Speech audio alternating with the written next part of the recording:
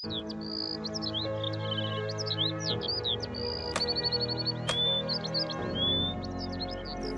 জীবনটা কেমন জানি আটকে গেছে রে। দিন দিন পরিশ্রম বাড়তাছে, কিন্তু ফসল কমতাছে। যতই খাটি না কেন, সংসারে আর কোনো উন্নতি হইতাছে না। জানি না কবে এই সংসারে একটু সুখ আইব, কবে সৃষ্টিকর্তা একটু মুখ তুইলা তাকাবো।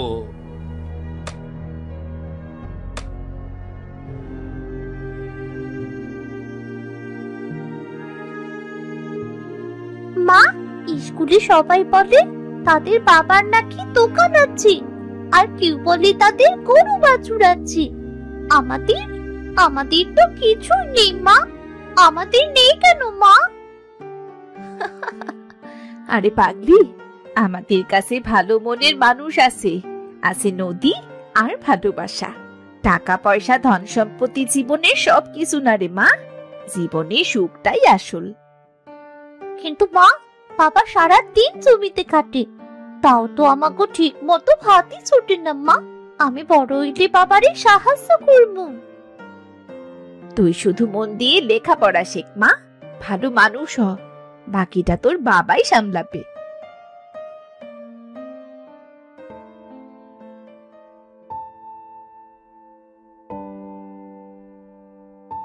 ও গিন্নি, এক গ্লাস জল দাও তো, গলাটা একদম শুকাইয়া গেছে। এই নাও তোমার জল। আইজ এত সকালে জমিতে গেছিলা কেন? এত পরিশ্রম করলে হয়? ঘরে আসো, একটু বিশ্রাম তো নাও।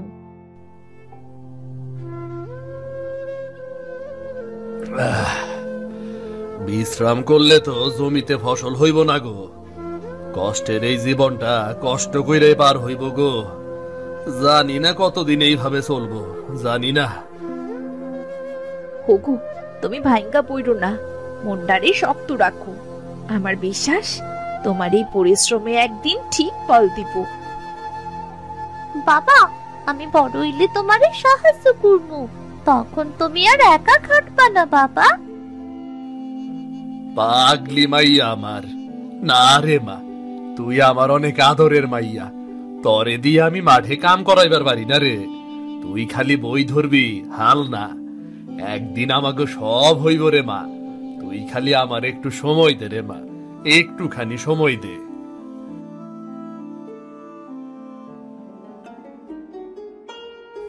কিরে সিধু, তুই মুখটা এমন গোমরা কইরা আসত কেন রে? বাড়িতে কিছু হইছে নাকি? আমারে খুললে ক। কি আর কোমরে দেবেন, সারাদিন খেতে কাম করি, ঘাম ঝরাই, তাও ফসল ঠিকঠাক হয় না। ঘরে চাইল নাই, রানীর স্কুলের ফি কেমনে দিমু সেই চিন্তায় সারাদিন ঘুম আসে না, মাথায় ঘুরপাক খায় সেই চিন্তা। তরে তো আমি অনেকদিন ধরেই কইতাছি রে, তুই চাষ ছাড়। চাষে কিছুই নাই এখন, শুধু হাড় ভাঙা খাটুনি রে। তাইলে করমুড়া কি রে? এই দুই হাত চাষ ছাড়া কিছুই জানে না রে। তুই ভুল কইতাছ। তোর রান্নার হাতটা কেমন সেইটা আমি জানি। মনে আছে গতবার আমরা পিকনিক করছিলাম, তুই যে মাছের ঝোল রাঁধছিলি, ও রে, সেই স্বাদটা এখনো মুখে লাই গেছে রে। ওই রকম দুই চারটা রান্না পারি ঠিকই, কিন্তু সেইটা দিয়ে কি আর সংসার চলবো? আরে আমার কথাটা আগে ভালো কইরা হন হন।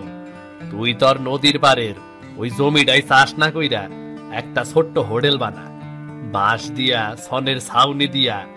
নদীর পারে লোকজন অনেক ঘুরতে আসে, খাইতে চায়, বসতে চায়। তুই রান্না করবি আর আমি তোরে সাহায্য করবো, বুঝলি? বাঁশের হোটেল নদীর পারে? তুই পাগল হইছ নাকি রে? কে আইবো খাইতে? আইবো রে ভাই, আইবো। তুই খালি একবার শুরু কইরাই দেখ। গ্রামের লোক তোর রান্নার কথা জানে না, কিন্তু একবার খাইলে মুগ্ধ হইয়া যাইব রে। তুই খালি সাহস কইরে শুরুটা কর। তোর কথাই যুক্তি আছে রে দেবেন, কিন্তু টাকার জোগাড় করুম কেমনে? তুই দেবাশিস বাবুর কাছে কিছু টাকা ধার চা। আমি তো তারে চিনি, তুই পরিশ্রমী, সময় মতো ফেরত দিবি। একবার খালি শুরু কর, দেখবি তোর ভাগ্য ফিরবই ফিরবো। আচ্ছা ঠিক আছে রে বন্ধু, এত কইরা যখন কইতাছ একটা চেষ্টা কইরাই দেখি কি হয়। হ্যাঁ দেখ রে ভাই দেখ, এতে তোরই লাভ। আর হোটেলের নাম রাখবি নদীর পারে পাশের হোটেল। বাহ, নামটা তো সেই দিছত রে। হোটেল করার বুদ্ধি দিলি, আবার নামও ঠিক করে দিলি। তুই আসলেই একটা জিনিস রে ভাই, তুই আসলেই একটা জিনিস।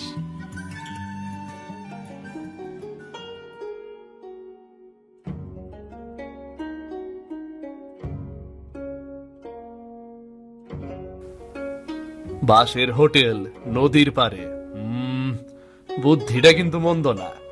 তবে মিথিলা কি রাজি হইব? আবার ঘরে টাকা পয়সাও নাই।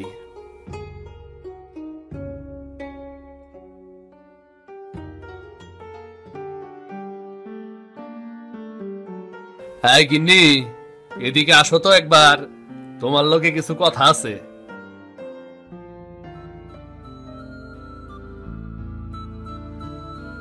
কি হইছে গো? তোমার মুখ দেখা মনে হইতাছে তুমি কিছু লইয়া চিন্তায় আসো। আমি ভাবতাছি চাষ টাস বাদ দিয়া নদীর পারের ওই জমিতে ছোট্ট একটা হোটেল দিব, বাঁশ দিয়া বানাবো, যাতে খরচ কম লাগে। আমরা বিভিন্ন রকম খাবার বিক্রি করব। বুদ্ধিটা কেমন গো? কি কও, হোটেল? আমরা কি ব্যবসা বুঝি নাকি? আবার গ্রামের লোকে হাসাহাসি করবো না তো? হাসুক না গিন্নি, হাসুক, কিন্তু কিছু না কিছু তো করতে হইবই।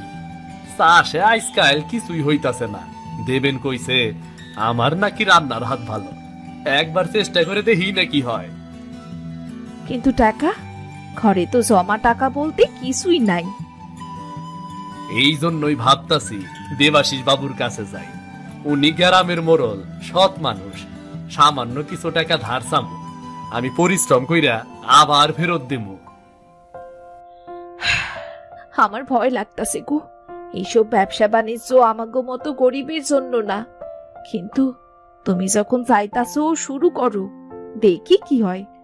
আমি তোমার পাশে সব সময় আছি। তোমার এই কথাটাই আমার ভরসা গো গিন্নি, তোমার এই কথাটাই আমার ভরসা।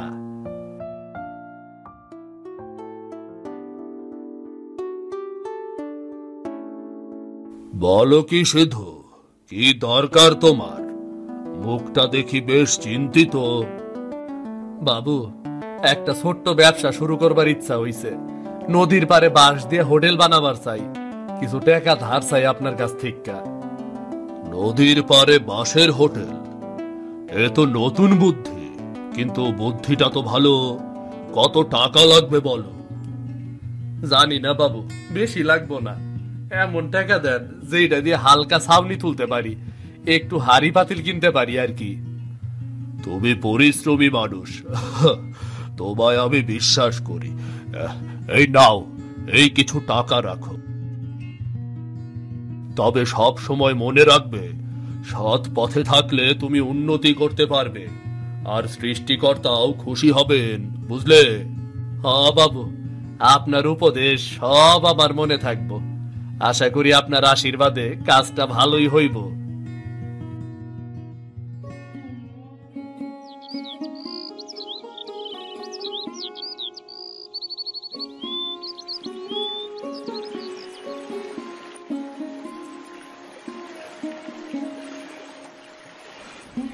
আহ, অবশেষে সব সুন্দরভাবে হইয়া গেল।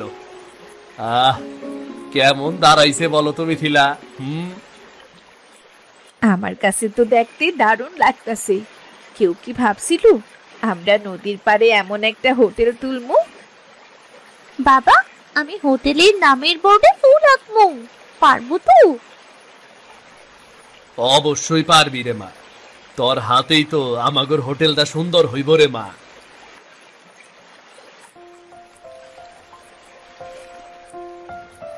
ওই যে আমি কইছিলাম না তুই পারবি। দেখ, বাঁশের হোটেলটা দাঁড়াইয়া গেছে একদম। তোর পরামর্শ না থাকলে কিছুই হইতো না রে ভাই, কিছুই হইতো না। আজ সব তোরই কৃতিত্ব। তুই শুধু আমার বন্ধু না রে, তুই আমার ভাই। আরে বাদ দে তো কৃতিত্বের কথা, নে নে তাড়াতাড়ি রান্না শুরু কর দেখিনি, খুব খিদা লাগছে। আমি তোর হাতে বানানো প্রথম তরকারিটা খাইতে চাই।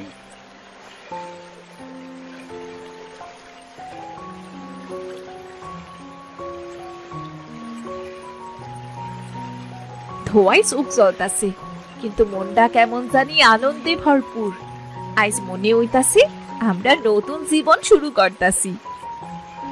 হ গো গিন্নি, আমার মনে হইতাছে এই চুলার আগুনেই আমাগো ভাগ্যর আলো জলজল করবো গো।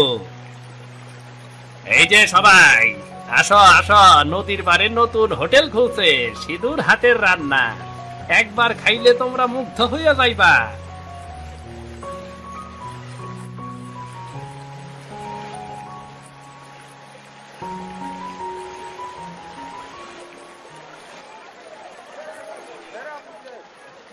ওহ, এই রান্না তো গ্রামের মধ্যে সেরা।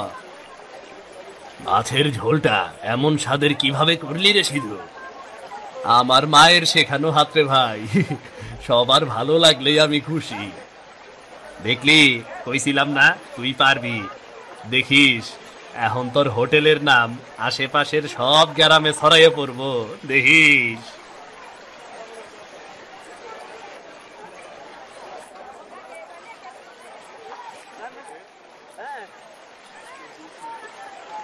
এই দেখো ভাই, সিধুর হোটেলে আজও ভিড়। এমন সুন্দর পরিবেশে মাছ ভাত খাওয়া, এগুলো আর কোথায় পাওয়া যায়? ওরে ভাই, একবার এই হোটেলের মাছের ঝোল খেয়েছিস? জুরি নেই, জুরি নেই, জুরি মেলা ভার। এমন স্বাদ আর কোথাও পাবি না রে। ভাই সব সবাই ধীরে ধীরে আসে, সবার লাইগাই ব্যবস্থা আছে। মাছের ঝোল আজ আর শেষ হইব না। আসেন ভাই সব, সবাই ভেতরে গিয়া বসেন। সিধুর হাতে আজকের ঝোল কিন্তু স্পেশাল। এইখানে আছে এই নদীর তাজা মাছ, আজ সকালেই সিধু ধরছে। এই হোটেলে না খেলে যেন দিনটাই মাটি হয়ে যেত। মাছের ঝোলের এমন স্বাদ, একবার খেলে বারবার খেতে মন চায়। এজন্যই তো মানুষ পাশের গ্রাম থেকে এসেছে। এখন সিধুর হোটেলের নাম সবখানে ঘুরছে। এতদিনের কষ্ট যেন আজ সার্থক হইল, সবই সৃষ্টিকর্তার অশেষ কৃপা। দেখলি ভাই, আমি কইছিলাম না তোর ভাগ্য ফিরতাছে। আজকে এই ভিড়, এই হাসি, তুই নিজের পরিশ্রম আর যোগ্যতার জোরে আনছত রে। তুই না থাকলে এই স্বপ্নটাই দেখতাম না রে ভাই। তোর সেই এক কথাই আমার জীবনটা পুরোটা ঘুরে গেল রে। স্বপ্নটা তো তোরই আসিল রে ভাই, আমি শুধু হাঁটার পথটা দেখাইছি। শুধু ভাই, আরো এক থালা দাও, গরম গরম ভাত আর মাছের ঝোল। না, মনে হয় স্বর্গের খাবার খাচ্ছি।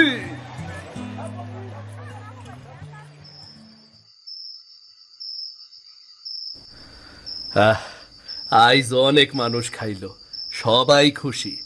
এইটুকু দেখলেই মনটা ভইরা যায়। আজ যদি মা বাইসা থাকতো, কি খুশিটাই না হইতো। এইটা কি হঠাৎ হাওয়া এমন জোর হইল কেন? ক্যাডারে দাদা ওইখানে? মানুষ না পশু? ভয় পাস না, ভয় পাস না, আমি তোর কোনো ক্ষতি করতে আসিনি। আমি খুব ক্ষুধার্ত রে, অনেকদিন হলো কিছু খাই না, আমাকে কিছু খাবার দিবি? তুমি যদি ক্ষতি না করো তাইলে আমি তোমারে খাবার দিব। আমার হোটেলে অনেক মানুষে খায়, তুমিও খাও। আমার খাবার দিতে কোনো আপত্তি নাই, কোনো আপত্তি নাই।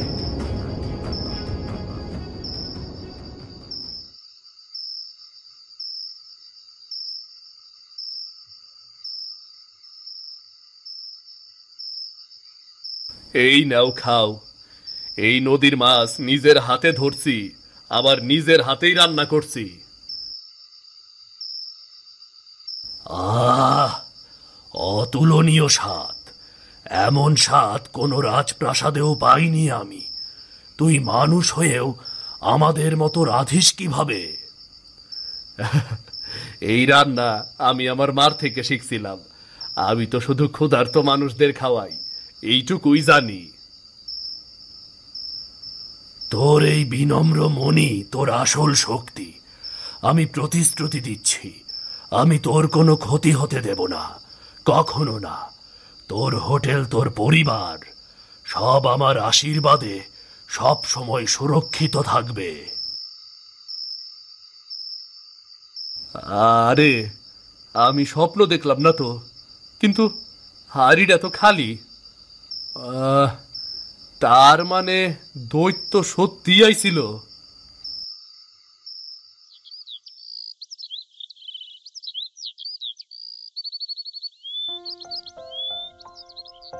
গত রাইতের দৈত্যটা কি আইজ আইব? কাইল ওরে ঠিক মতো খাওয়াইতে পারি নাই, আইজ আইলে ওরে পেট ভইরে খাওয়ামু। দৈত্যটা অনেক বালা, কত সুন্দর করে আমার লগে কথা কইল। মাইনসে খালি খালি দৈত্যরে ভয় পায়।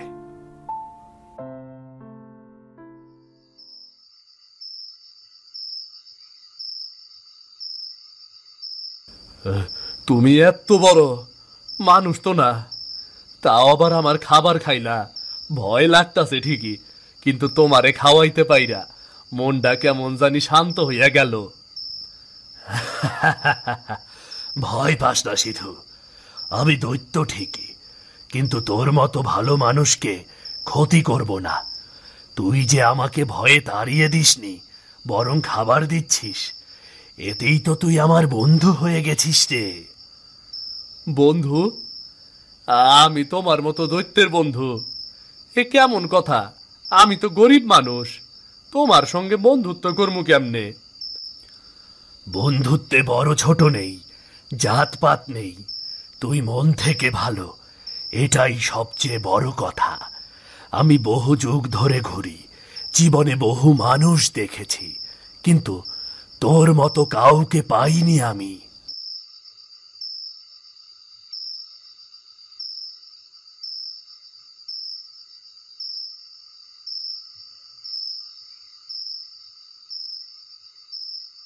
এই নাও বন্ধু, আরো খাও। আমার কাছে যতটুকু আছে সব তোমার সঙ্গে ভাগ করবো আমি। আজ তোমার আর ভয় পাই না আমি, মনে হইতাছে তুমি আমার খুব আপনজন। এই কথাটাই শুনবার অপেক্ষায় ছিলাম আমি। তুই আজ থেকে শুধু আমার বন্ধু না, আমার আশ্রিত মানুষও। আমি তোর হোটেল, তোর সংসার সব পাহারা দেব।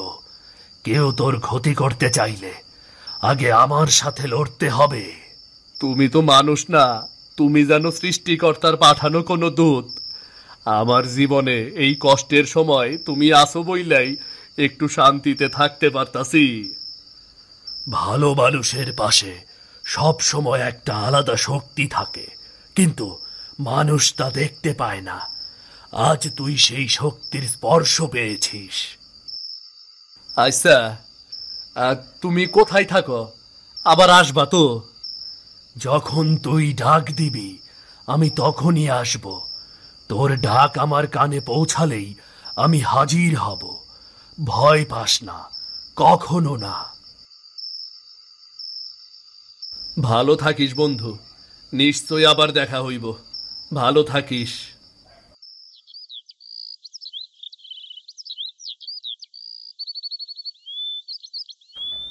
ওরে ভাই, সিধুর হোটেলে আসলে মনটা ভরে যায়। এমন স্বাদ সোনার হাটেও পাইনি। সবাই ধীরে ধীরে আসেন ভাই, সব খাবার কমবো না, সবাই পেট ভইরে খাইবেন। দেখ ভাই, টেকাই টেকা। এখন তোর হোটেলে তো গ্রামের অর্ধেক মানুষ খায়। তোর ভাগ্য তো একবারে খুইলা গেল রে ভাই, এক্কেবারে খুইলা গেল। হরে দেবেন, আমরা যত কষ্ট করছি আইজ মনে হয় তার ফল পাইতাছি রে। সবই সৃষ্টিকর্তার কৃপা রে, সবই সৃষ্টিকর্তার কৃপা। আরে এইটা কি হইল? এখন আমার হোটেলে কেউই আহে না, সব লোক ওই সিধুর বাসের ভাঙ্গা হোটেলে যায়। গ্রামের ফকিন্নি চাষা মানুষ আইজ হোটেলের মালিক হইয়া গেছে। কি করবি রে মহেশ, ওর রান্না তো আসলেই চমৎকার। তুই তো মশলায় কৃপণতা করিস, ওর রান্নার স্বাদ ভালো, তাই মানুষ যায়। পারলে তুইও রান্নার স্বাদ বাড়া রে, তাহলে তোর হোটেলেও লোক আসবে। আরে চুপ কর, চুপ কর, তোর মুখ বন্ধ রাখ। আমি ওই সিধুর হোটেলটা ভস্য কইরা দিমু, দেখবি তার ব্যবসার বেশি দিন টিকব না।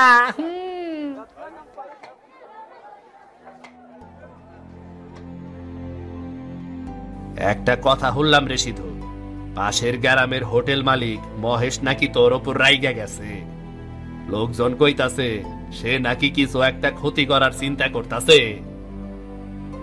ওর রাগ আমি বুঝিয়ে দেবেন, কিন্তু আমি তো ওর কোনো ক্ষতি করি নাই, শুধু নিজের মতো খাটতাছি, পরিশ্রম করতাছি। তুই ঠিকই করতাস, কিন্তু লোকের হিংসা বোঝা মুশকিল রে ভাই। আমি কই কি, তুই একটু সাবধান থাক। রাইতে হোটেল বন্ধ কইরা তাড়াতাড়ি বাড়ি যাইস। রাইতে তোরে পথে কোনো ক্ষতি করবার পারে, বুঝলি? ঠিক আছে রে ভাই, তোর কথা শুনবো, কিন্তু আমি তো কারো ক্ষতির কথা ভাবি না। সৃষ্টিকর্তা আছে, আমারে বিনা অপরাধে ক্ষতি করলে উনি নিশ্চয়ই বিচার করব।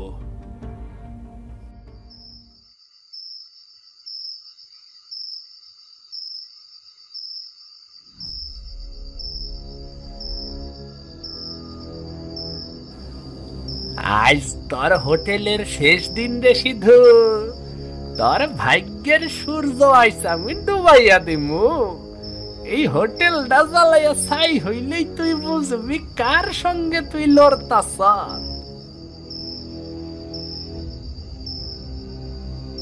এইবার দেখি তোর পোড়া ছাইয়ের মধ্যে কেরা খাইতে আসে।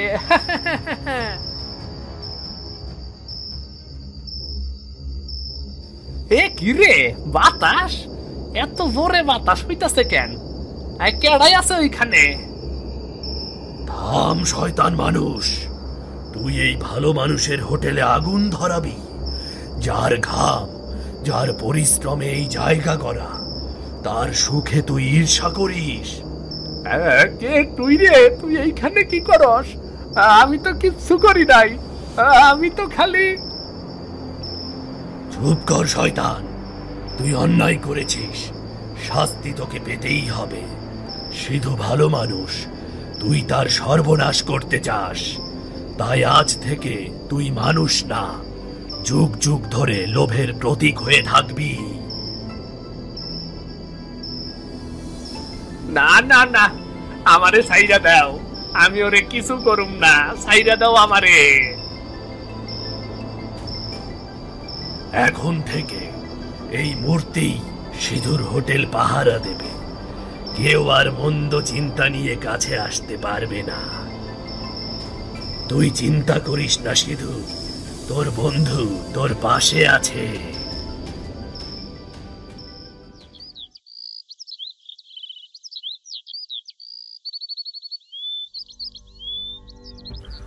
আরে ওই মূর্তিটা কোথা গাইল রে? কাইলো তো আসিল না। দেখে তো মনে হইতাছে জীবন্ত মানুষ জৈমা পাথর হইয়া গেছে, কিন্তু কেমনে?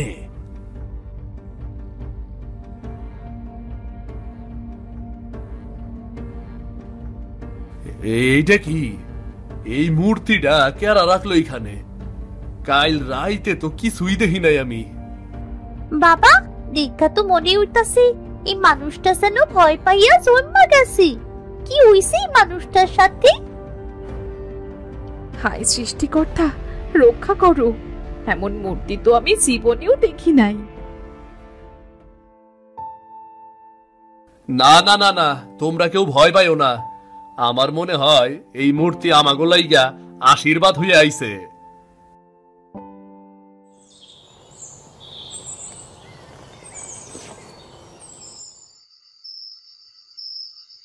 কি রে সিধু, ভয় পেয়েছিলি নাকি রে? তুমি আইলা বন্ধু, তোমার কথাই ভাবতেছিলাম। আমি জানতাম তুমি কিছু করবা। এই মূর্তিটা তুমি বানাইছ, তাই না? হ্যাঁ সিধু, যে তোর সাথে অন্যায় করতে চায় তাকে আমি থামাবই। মহেশ নিজের লোভে ডুবে গিয়েছিল, তাই তার শাস্তি হয়েছে। কিন্তু তুই চিন্তা করিস না, ও এখন আর কষ্ট পায় না, ওর আত্মা শান্তি পেয়েছে। তুমি আমার জীবনের রক্ষাকর্তা। আমি গরিব মানুষ, তোমার মতো বন্ধু পাইয়া আমি ধন্য হলাম, ধন্য। তুই অনেক ভালো মনের মানুষ রে সিধু, এই মনটাকেই ধরে রাখিস। তুই বিভিন্ন মানুষের মুখে হাসি ফোটাস, এটাই তোর আসল শক্তি। যে জায়গায় থাকো না কেন বন্ধু, আমাগো উপরে তোমার আশীর্বাদ রাখো। মধুপুর গ্রামে নীলা নামের এক মেয়ে থাকত। তার মা বাবা কেউ ছিল না। তার জীবনে খুব কষ্ট ছিল। তার এই দুঃখ কষ্টের কারণে গ্রামের সবাই তাকে দুঃখী বলে ডাকত। গ্রামের এক প্রান্তে দুঃখীর একটা ছোট্ট কুড়ে ঘর ছিল। খড়কুটো দিয়ে বানানো সেই ঘরে বৃষ্টি এলেই টপ টপ করে জল পড়ত। হায় সৃষ্টিকর্তা, আমার কাছে যে কিছুই নেই। নিজের যে একটা নাম ছিল সেটাও হারালাম। দুঃখ কষ্টের জন্য সবাই আমার নামটাও ধরে রাখে না। কিন্তু আমার মনের আশা আছে, একদিন আমার সব দুঃখ কষ্ট দূর হয়ে যাবে।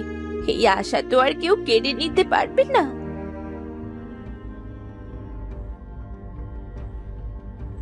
এই দুঃখী, কিরে ঘরের মধ্যে একা একা কার সাথে কথা বলছিস রে? একটু বাইরে আয় তো। না সাসি, কারোর সাথে কথা বলছি না, একা একাই কথা বলছিলাম। একা একা কথা বলছিলি মানে? নিজের বাবা মায়ের মতো নিজের মাথাটাও খেয়েছিস নাকি? নিজের বাবা মাকে খেয়েছি মানে? এইটা এইটা আপনি কি বললেন সাসি? ঠিক কথাই তো বলেছি। তোকে বাঁচাতে গিয়ে তো তোর বাবা মা জীবন দিয়েছে, না হলে আজ হয়তো ওরা বেঁচেই থাকতো। না সাসি না, এমন করে বলবেন না। আমি আমার বাবা মাকে মেরে ফেলিনি। আচ্ছা ঠিক আছে, আর কাঁদতে হবে না। যে কাজের জন্য এসেছিলাম সেটাই তো ভুলে গেছি। কি বলবে সাসি, বলো। আমার বাড়ির উঠোনটা বড্ড অপরিষ্কার হয়ে গেছে, ওটা পরিষ্কার করে দিবি। হ্যাঁ সাসি, দেব। ঠিক আছে, তাহলে চল আমার সাথে। ঠিক আছে, চলুন সাসি।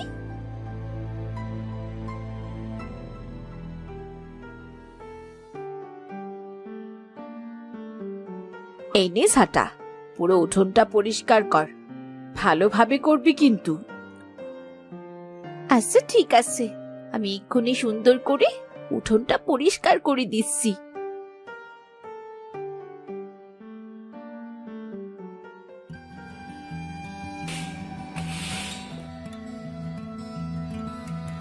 এরপর দুঃখী রিনার উঠোনটা খুব সুন্দর করে পরিষ্কার করে রিনাকে ডাকতে লাগলো। সাসি, ও সাসি। এই কি রে, এমন চিৎকার করছিস কেন রে? না মানে, উঠোনটা ঝাড়ু দেওয়া হয়ে গেছে সাসি। আরে বাহ, এইটুকু সময়ের মধ্যেই তোর কাজ হয়ে গেছে। কাজে ফাঁকি দিসনি তো আবার? না সাসি না, একটু ফাঁকি দিইনি।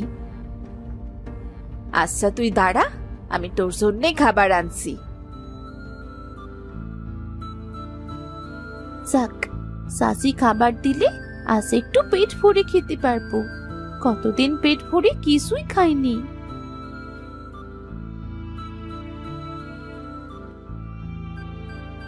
এই নে, এই খাবারগুলো খা। আরে সাসি, এই খাবারগুলো থেকে তো কেমন পচা গন্ধ আসছে।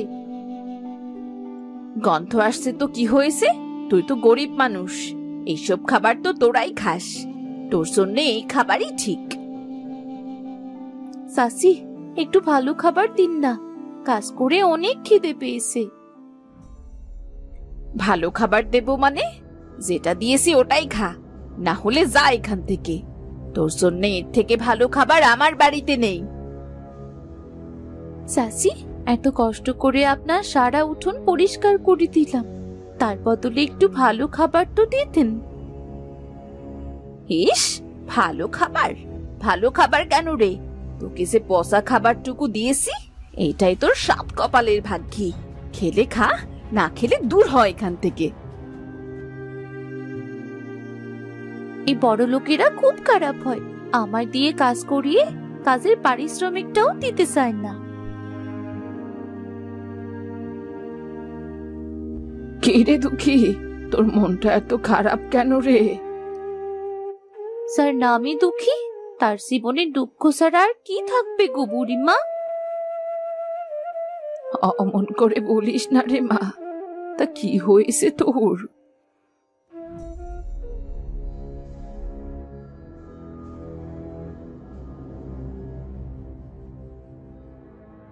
বুঝলে বুড়িমা, আমার মন খারাপ কেন? এইসব বড় লোকেদের জন্যে আমাদের মতো গরিবদের কষ্টে শেষ হয় না রে মা। এরা ভাবে গরিব মানুষ কোনো মানুষই না। রিনা চাচিকে কত করে বললাম একটু ভালো খাবার দিতে, কিন্তু কিছুতেই দিল না। দেখিস, সৃষ্টিকর্তা একদিন ওদের বিচার ঠিক করবেন। আর বিচার? ওরা সারা জীবন আমাদের মতো গরিবদের ওপর অবিচার করেই যাবে, আর আরামে জীবনও কাটাবে। ওদের আর কি বিচার হবে বুড়িমা? মন খারাপ করিস না রে দুঃখী, আমার বাড়িতে কটা শুকনো মুড়ি আছে, এইগুলো খেয়ে নে। দাও গো বুড়িমা দাও, কটা মুড়ি চিবিয়ে একটু পানি খেয়ে নি, কাজ করে যে বড্ড কষ্ট হয়ে গেছে।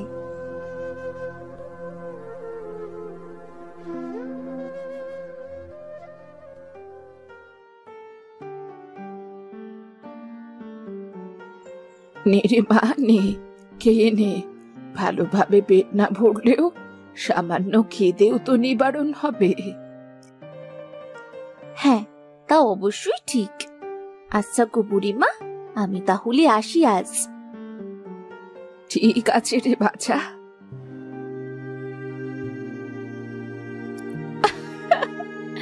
মা বাবা, তোমরা আমাকে এইভাবে একা রেখে কেন চলে গেলে?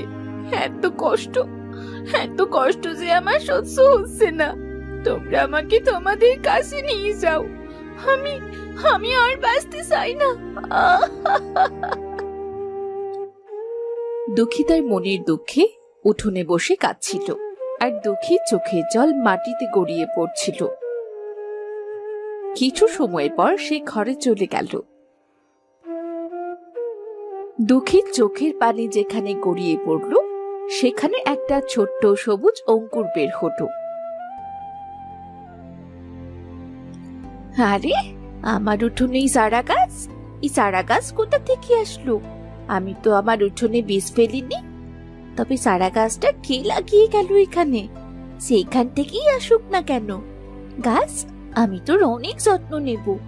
আমার তো কথা বলার কেউ নেই, আজ থেকে আমি তোর সাথেই গল্প করব। এরপর দুঃখী প্রতিদিন সেই গাছটাতে জল দিত। এইভাবেই কয়েকদিনের মধ্যে গাছটি হয়ে উঠল এক সুন্দর বেগুন গাছ।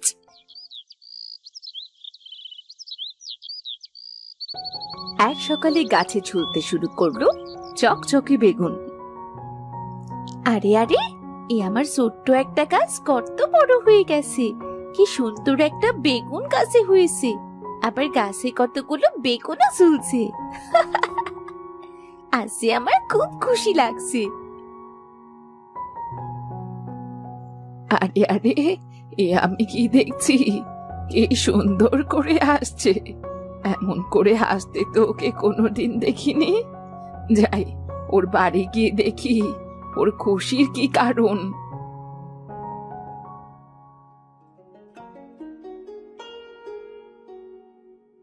ও দুঃখী, দুঃখী! আরে বুড়িমা, তুমি আমার বাড়িতে? এসো এসো, বসো এখানে। না রে মা, আমি বসতে আসিনি। বসতে আসুনি? তাহলে কেন এসেছো গো বুড়িমা? রাস্তা দিয়ে যাওয়ার সময় তোর হাসি শুনতে পেলাম। কখনো তোকে এমন করে হাসতে শুনিনি, তাই তো এলাম। ও তাই বুঝি? তা অমন করে হাসছিলি কেন রে দুঃখী? এই দেখো না বুড়িমা, আমার উঠোনে কি সুন্দর একটা বেগুন গাছ হয়েছে, আর গাছটাতে দেখো কত বেগুন ধরেছে। ও মা, তাই তো, বেগুন গাছটা তো খুব সুন্দর। আর একটা গাছে যে এত বেগুন ধরেছে, তাতে তোর খেয়ে বিক্রি করে আরো বেগুন বেঁচে থাকবে। হ্যাঁ গো বুড়িমা, তুমি ঠিকই বলেছো। গাছে কিছু বেগুন বিক্রি করে একটু চাল ডাল কিনে নিয়ে আসি। তোর তো শুধু চাল কিনলেই হবে রে দুঃখী। ভাত আর বেগুন ভাজি, বেগুন ভর্তা, বেগুনের তরকারি, যা মন চায় তাই খেতে পারবি। হ্যাঁ গো বুড়িমা, তুমি ঠিকই বলেছো। আর তোমারও তো আজ রান্না করতে হবে না, আমি তোমাকে ভাত আর আমার গাছের বেগুন দিয়ে আসবো। আচ্ছা রে আচ্ছা দুঃখী, তোর বেগুন গাছের জন্য আজ আমরা কতদিন পর বেগুন খেতে পারবো, ভাবতে খুব আনন্দ লাগছে। হ্যাঁ গো বুড়িমা, আমারও খুব আনন্দ লাগছে। আমাদের মতো গরিব মানুষ টাটকা সবজি দিয়ে ভাত খাবে, ভাবা যায়? এরপর বুড়ি তার বাড়ি চলে গেল। এদিকে দুঃখী তার গাছ থেকে কিছু বেগুন তুলে বাজারে নিয়ে গেল বিক্রি করতে। নিয়ে যান, নিয়ে যান, টাটকা টাটকা বেগুন নিয়ে যান, নিয়ে যান, নিয়ে যান। আরে আয় দুঃখী, তুই নিজের খাওয়ার জন্য তরকারি কিনতে পারিস না, আবার বাজারে বিক্রি করার তরকারি কোথায় পেলি রে? তুই নিশ্চয়ই চুরি করেছিস, তাই না? আমি গরিব হতে পারি, কিন্তু চোর নয় গো চাচি। এছাড়া আমার চুরি করার স্বভাবও নেই। ইস, তোদের মতো গরিবদের আবার কোনো স্বভাব থাকে নাকি? এটা আমার বাড়ির গাছের বেগুন, এটা কোনো চুরির বেগুন না। ও, বাড়ির গাছের? তাহলে ঠিক আছে, দে দে, আমাকে 1 কেজি বেগুন দে তো, টাকা পরে নিস। না না চাচি, বেগুন বাকিতে বিক্রি করবো না। ওরে বাবা, নিজের উঠোনে একটু বেগুন ফলিয়ে দেখছি, মুখে কথা ধরছে না, যা মনে আসছে তাই বলছিস। কেন রে, আমাদের বুঝি তোর কখনো প্রয়োজন পড়বে না? প্রয়োজন পড়লে কখনো সাহায্য করেছেন নাকি? কাজ করিয়ে পরে পাওনা টাকাও তো দেন না। থাক থাক, আর বলতে হবে না। এই নে তোর টাকা, আর দে বেগুন দে। টাকাটা আগে দিলে তো মুখ থেকে আর সত্যি কথাগুলো বেরোতো না। কি বললি তুই? না কিছু না। বেগুনগুলো তাজা হওয়ায় দুঃখী বেগুনগুলো অনেক দামে বিক্রি করে। বেগুন বিক্রির টাকা দিয়ে দুঃখী তার প্রয়োজনীয় সব জিনিসপত্র কিনে বাড়ির পথে রওনা দেয়। এই যেন এক জাদু, আজ অনেকদিন পর আমার বাড়ি রান্না হবে। আমার যে কি আনন্দ লাগছে। বাড়ি গিয়ে আজ গাছ থেকে বেগুনগুলো তুলে তাড়াতাড়ি রান্না বসাবো, আবার বুড়িমাকে খেতে দিতে হবে। যাই, বেগুনগুলো তুলে নিয়ে আসি। আরে আরে, এ কি কাণ্ড! বেগুন গাছটা যে আবার বেগুনে ভরে গেছে। আমি তো একটু আগে বেগুন তুলে বাজারে নিয়ে গেলাম।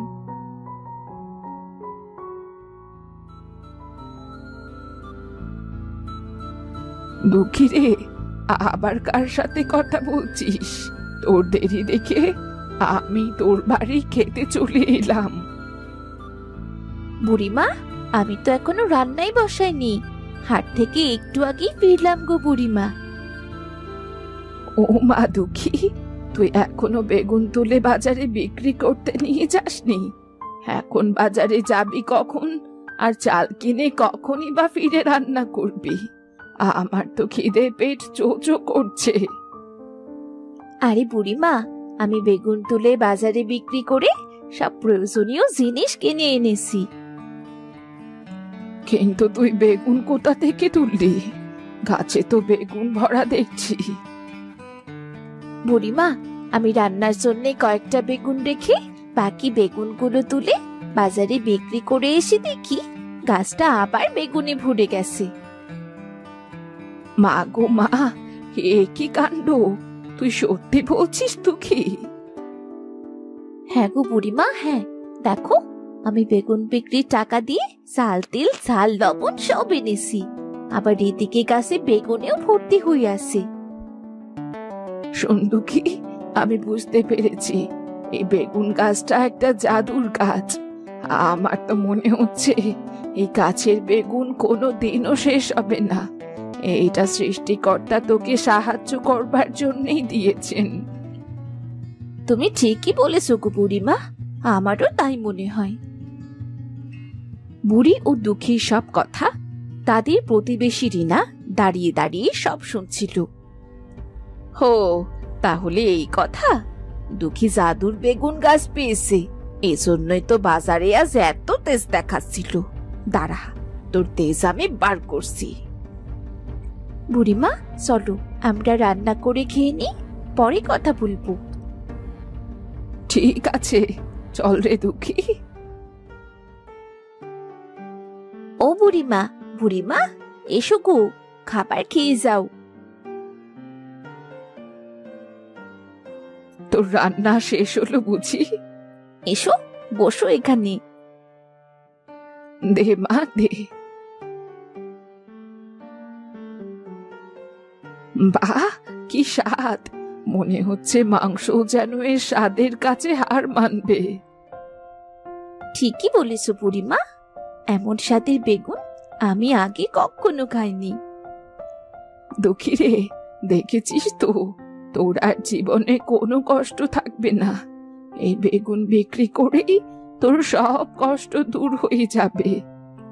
বুড়িমা, শুধু আমার কেন, তোমার আর আমার আশপাশে যত গরিব মানুষ আছে, আমি সবাইকে বেগুন বিক্রির টাকা দিয়ে সাহায্য করব।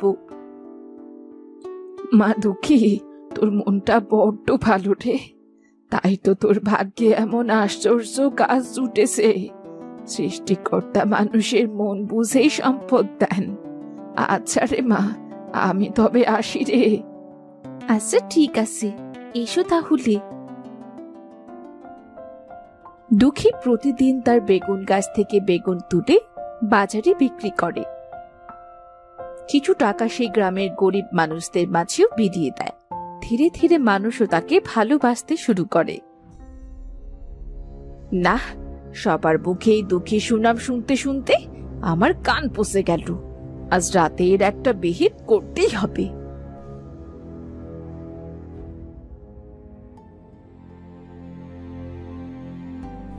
গিন্নি, ও গিন্নি, বাড়ি রেখে কোথায় গিয়েছিলে তুমি? সেই কখন থেকে খুঁজে চলেছি তোমাকে।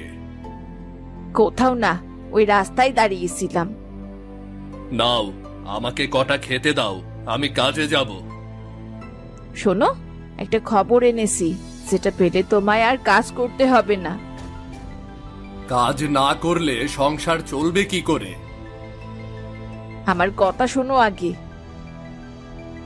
আচ্ছা, বলো তাহলে।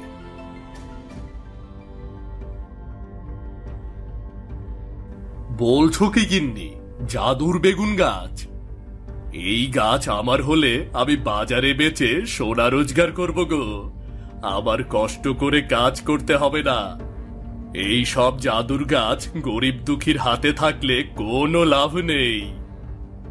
ওগো, ওগো চলো যাই, আজ রাতেই আমরা ওই দুঃখীর উঠোন থেকে ওই গাছটা চুরি করে আনি। ঠিক বলেছ গিন্নি, আজই যাব। খবরটা আমাকে আগে দেবে না তুমি? রামু আর রিনা রাতের অন্ধকারে দুঃখীর বাড়ি এলো। ওগো, ওই দেখো, ওই তো সেই জাদুর বেগুন গাছ। আরে গিন্নি, গাছটা তো কি সুন্দর চকচকে করছে গো। ওগো দেখেছো, গাছটা দেখেই বোঝা যাচ্ছে এটা কোনো জাদুর গাছ। চলো গাছটাকে আগে তুলে নিয়ে আসি। আর দেরি করা ঠিক হবে না, কাল থেকে আমরাও অনেক বড়লোক হয়ে যাব। গাছ থেকে বেগুন তুলবো আর বিক্রি করব। আমাদের তো টাকার টাকা। ওগো, আমায় কিন্তু বড় বড় গয়না বানিয়ে দিতে হবে। আরে সব করব, আগে চলো তো। রামু একটা কোদাল দিয়ে বেগুন গাছের গোড়ায় কোপাতে শুরু করলো। হোগো হোগো, সাবধানে তুলো, এটা আমাদের বড়লোক হওয়ার রাস্তা। লোভী মানুষ, তোদের এত বড় সাহস, তোরা আমাকে চুরি করতে এসেছিস? হোগো, এই গাছ আবার কথা বলতে পারে? এ কি কাণ্ড! গিন্নি, জাদুর গাছ সবই করতে পারে। তুমি গাছটা ধরে একটু টান দাও তো, গাছের কথা বাড়ি গিয়ে শুনবো। টান দাও, টান দাও। আচ্ছা আচ্ছা, টান মারছি। হোগো হোগো, উঠছে না তো। জোরে জোরে ধরো। রিনা জোরে টান মারতে গাছের একটা ডাল ভেঙে গেল, আর অমনি বেগুন গাছ হুঙ্কার দিয়ে উঠল। দুঃখী, আমি তোকে আর সাহায্য করতে পারবো না। তোমরা আমার বেগুন গাছের ডাল কেন ভেঙে ফেললে? তোমরা খুব খারাপ মানুষ। ভাবি, তোরা তোদের প্রাপ্য শাস্তি পা। এই বলি বেগুন গাছ নুয়ে পড়ল, আর রামু আর রিনা ছোট্ট ছোট্ট দুটো ইঁদুরে পরিণত হলো। গাছ, তুমি আবার ফিরে আসো, আমাকে একা রেখে যেও না গাছ। কাঁদতে কাঁদতে দুঃখী বেগুন গাছের গোড়ায় ঘুমিয়ে পড়ল। সেদিন রাতে দুঃখী স্বপ্নে দেখল বেগুন গাছ মানুষের মতো কথা বলছে। ভয় পাস নে দুঃখী, তুই খুব ভালো মানুষ, আমি তোকে ছাড়বো না। যে লোভ করে সে শেষমেশ শাস্তি পায়, আর আমি তোর চোখের পানিতে আবার জীবিত হয়ে গেছি। আরে বেগুন গাছ, তুমি সত্যি ফিরে এসেছো। দেখেছো, ভালোবাসা আর দয়ার কাছে লোভ টেকে না। দুঃখী, তোর ভালোবাসায় বেগুন গাছ আবার ফিরে এসেছে। এরপর থেকে দুঃখী প্রতিদিন গ্রামের গরিব দুঃখী মানুষদের মাঝে বেগুন বিক্রি করে তা বিলিয়ে দিত, আর দুঃখীর ঘরে কখনো অভাব নামে না। সবাইকে নিয়ে দুঃখী সুখে দিন কাটাতে লাগলো।